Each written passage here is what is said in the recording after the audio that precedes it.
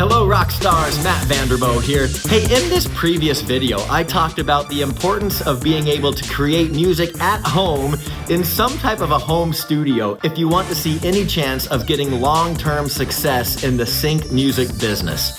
And so with that in mind, today I'm going to show you my studio. Boy, aren't you excited? And you are going to see that my studio is nothing fancy. And so hopefully this is an eye-opening video to show you that you really don't need that much to make a mark in the sync music business. But before we get there, I'm sure there are some people that are thinking, well, I would love to have a home studio, but I just don't have the space for all the stuff. And so let's clear up a quick misconception. At least it was a misconception for me when I first got started. I grew up on 1980s hard rock music. That was the era of MTV, where you would see the music videos and you saw the recording studios, which were these giant spaces with the hardwood floors and all of the gear and all the amps and the drum set all mic'd up. And then you had a live control room with the console with all the millions of dials and the fancy lights and the gauges that would go like this. And when I first got into the sync music business, I thought that a setup like that was pretty much a necessity for making music that sounded good enough to use on TV. Boy, was I ever wrong. You don't need any of that fancy high-powered stuff. You don't really need the fancy gear. You just need a little space in your house to set up a computer. So I know there are going to be people who just don't have any available real estate in their house or apartment. So if you live in a small apartment or a small condo, or maybe you share your house with roommates and so there's just not a spare bedroom to go around, and your only option is to take a laptop and set it at the kitchen table and to put on your headphones so nobody can hear what you're doing, then that is your studio, and that is perfectly fine. You would be amazed at what people can do with a laptop at their kitchen table. Now, is that where you want to be indefinitely? Well, probably not. You'll probably want to upgrade at some point, but I really want to tell you that just getting started, even if it is on a laptop at your kitchen table, getting started is much more important than disqualifying yourself from the music business because you don't have a space or the equipment to work. So now, with that in mind, I want to show you my home studio. And by the way, I hate the word studio. Me and one of my best friends, a guy named Chuck Henry, we always laugh about the word studio and how kind of pretentious it sounds for what we really have at our houses, which is just a room with a computer on a table. But for the purposes of this video, we'll call it the home studio, okay? But it really is just a room with a computer in it. You don't believe me? Well, let me take you on a little tour through my house. Okay, there's my front door. Welcome. Yeah, you bet. Okay, now going this way. There's my dogs, Teddy and Oreo. That's Teddy. That's Oreo.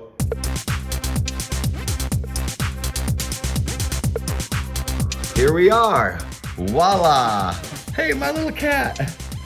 So all it is, you guys, is just a big room up here that I have a computer against that far wall.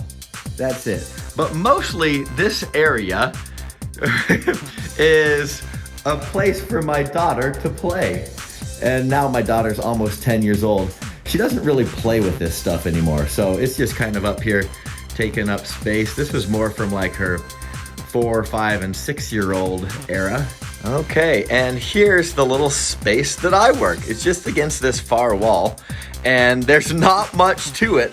You can see that I do have a giant monitor, which I really, really enjoy. That was a great purchase. But I've got a keyboard here that's not even full scale. I believe that's 3/4 scale, 6 octaves. And then my monitors, and underneath the chair here, I got a subwoofer next to a cajon and a stool for me to set my feet on.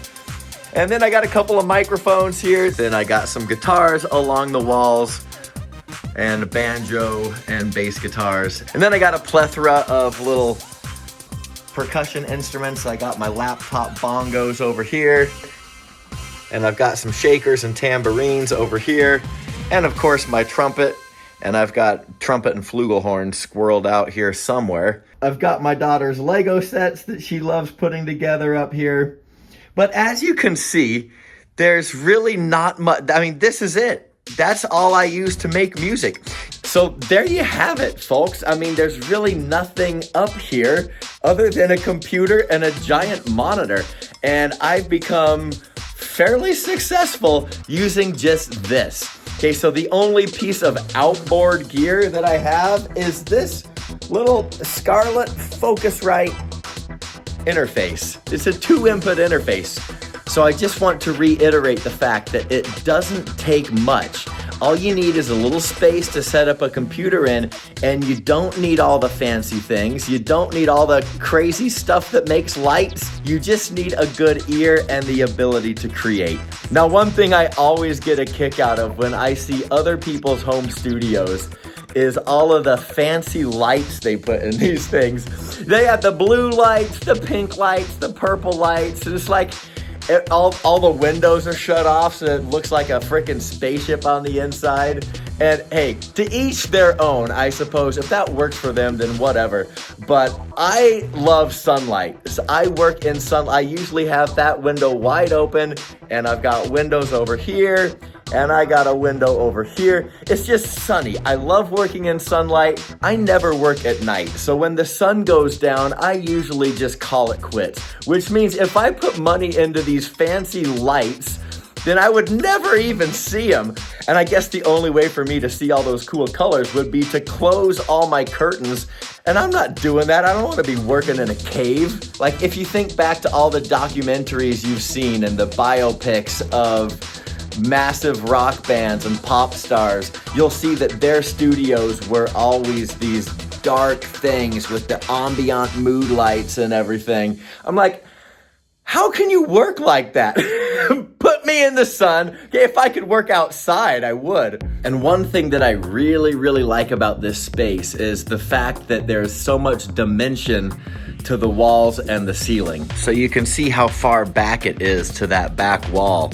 And never mind the couches that my dogs have destroyed, but you can also see the angles all over everything and the dimensionality of the roof. It just puts a lot of distance between me and that back wall to cut down on reflections. And of course, there's not a whole lot of 90-degree angles in here, which are notoriously bad for acoustics. So there's just so much dimension up here that when I work on this chair, I hear things really, really, really good. So I do realize that I have a lot of space up here, which is a luxury that not a lot of people have in their home.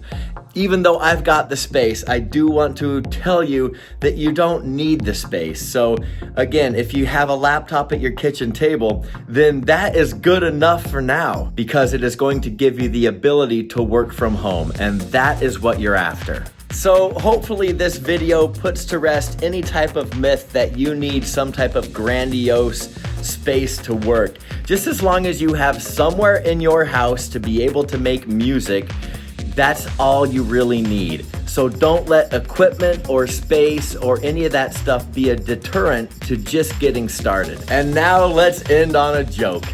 Did you guys hear about the baby cats that were always playing pranks?